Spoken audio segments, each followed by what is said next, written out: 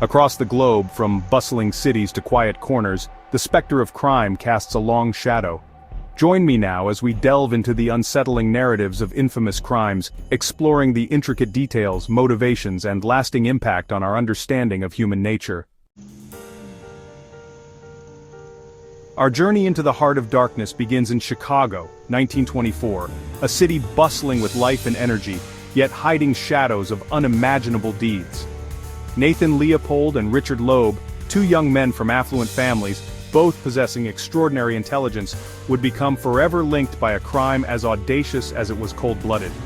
Their backgrounds were privileged, their futures seemingly bright, yet they harbored dark ambitions.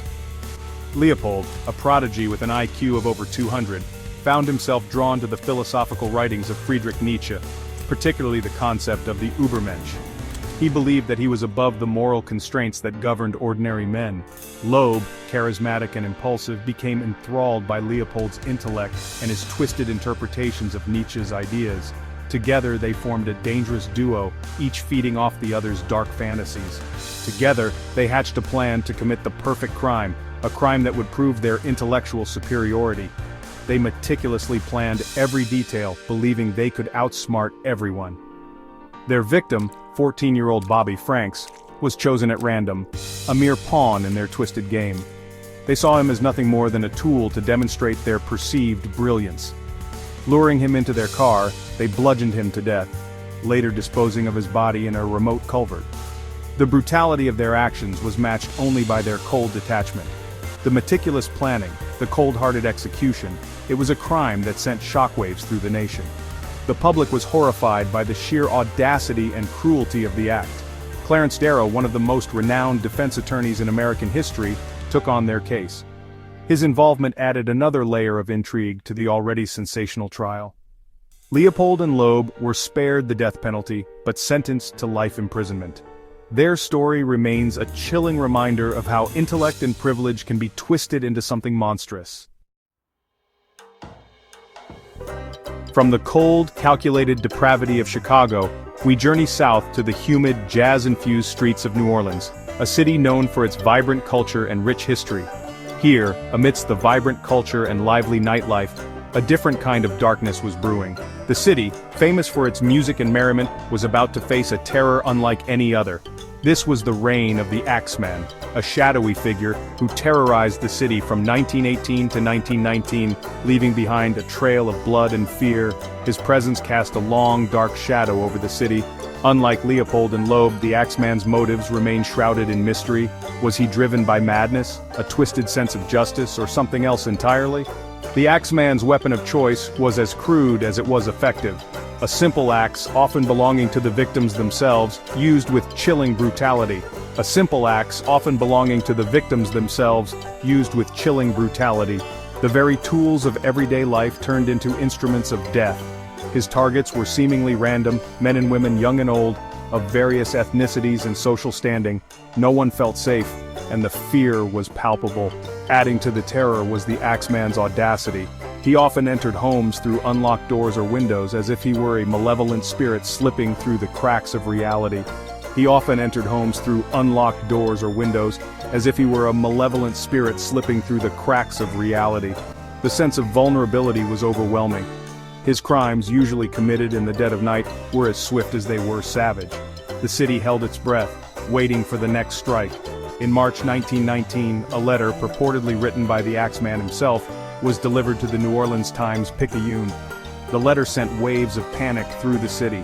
In this chilling epistle, the writer claimed responsibility for the murders and promised to spare the lives of those who played jazz music in their homes on a specific night. The ultimatum was both bizarre and terrifying. On the appointed night, the streets of New Orleans, normally alive with the sounds of jazz, were filled with an eerie silence as families huddled inside their homes, gramophones cranked to full volume. The city was a ghost town with only the haunting melodies of jazz breaking the silence. The night passed without incident. The Axeman, it seemed, had kept his word. The city exhaled a collective sigh of relief. The Axeman, it seemed, had kept his word. Despite the relief, the fear lingered. Despite numerous investigations and countless theories, the Axeman's identity remains a mystery to this day. The case has baffled detectives and intrigued true crime enthusiasts for over a century.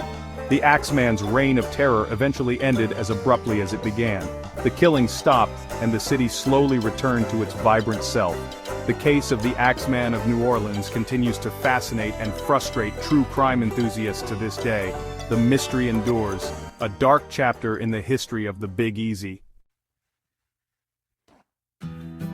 Chapter 3: The Chilling Case of Mary Bell, Innocence Lost. Our final descent into the abyss of human behavior takes us to Newcastle upon Tyne, England, 1968. A city grappling with post-war recovery, where the streets echoed with the laughter of children, unaware of the darkness lurking within their midst. Mary Bell, a seemingly ordinary 11-year-old girl, would commit an act so shocking, so profoundly disturbing, that it would forever alter the way we view the capacity for violence in even the youngest among us. Her innocent appearance masked a troubled soul, shaped by a harrowing upbringing. Mary's childhood was far from idyllic. She was a product of neglect and abuse, a child who never knew the warmth of a loving home. Neglected by her mother, a sex worker who reportedly forced Mary to engage in acts of prostitution, she grew up in an environment devoid of love, stability, and nurturing. This toxic environment undoubtedly played a role in shaping her psyche. On May 25, 1968, Mary, along with her friend Norma Bell, no relation, lured 4-year-old Martin Brown to a derelict house. The innocence of childhood games turned into a nightmare. There, Mary strangled the young boy, ending his life before it had truly begun. The act was cold, calculated, and devoid of any remorse. The community was shaken to its core. The idea that a child could commit such a heinous act was beyond comprehension. Just 2 months later, Mary and Norma struck again. The community's worst fears were realized as another innocent life was taken. This time, their victim was 3-year-old Brian Howe. The brutality of the crime escalated, revealing a deeper, more sinister side to Mary's actions. The details of Brian's murder were even more disturbing than the first. The community was left in a state of shock and disbelief. He too was strangled, but Mary, in a chilling display of morbid curiosity, returned to his body after the fact, marking his stomach with a razor blade and mutilating his genitals. This act of post-mortem mutilation highlighted the depth of her disturbed mind. Mary Bell and Norma Bell were soon apprehended. The arrest brought a mix of relief and horror to the community. During the trial, Mary's detached demeanor and chillingly matter-of-fact accounts of the murders sent chills down the spines of even the most seasoned courtroom observers. Her lack of emotion was as disturbing as the crimes themselves. Norma Bell, deemed to be under the influence of Mary, was acquitted. The court saw her as a follower, not the mastermind. Mary, however, was found guilty of manslaughter on the grounds of diminished responsibility and sentenced to indefinite detention. Her young age and troubled background were taken into account during sentencing. Mary Bell's case remains one of the most disturbing and perplexing examples of juvenile crime in modern history. It forces us to confront uncomfortable questions about nature, nurture, and the potential for darkness within us all. The cases of Leopold and Loeb, the Axeman of New Orleans, and Mary Bell, though separated by time and circumstance, are united by a common thread, a chilling reminder of the potential for darkness that resides within the human heart. They serve as stark illustrations of the complex interplay between nature and nurture, the corrosive effects of unchecked ambition, and the terrifying consequences of unchecked violence.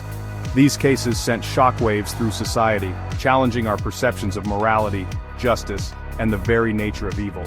They exposed the limitations of law enforcement, the insatiable hunger of the media, and the profound impact that such horrific acts can have on the collective psyche of a community, a nation, indeed the world.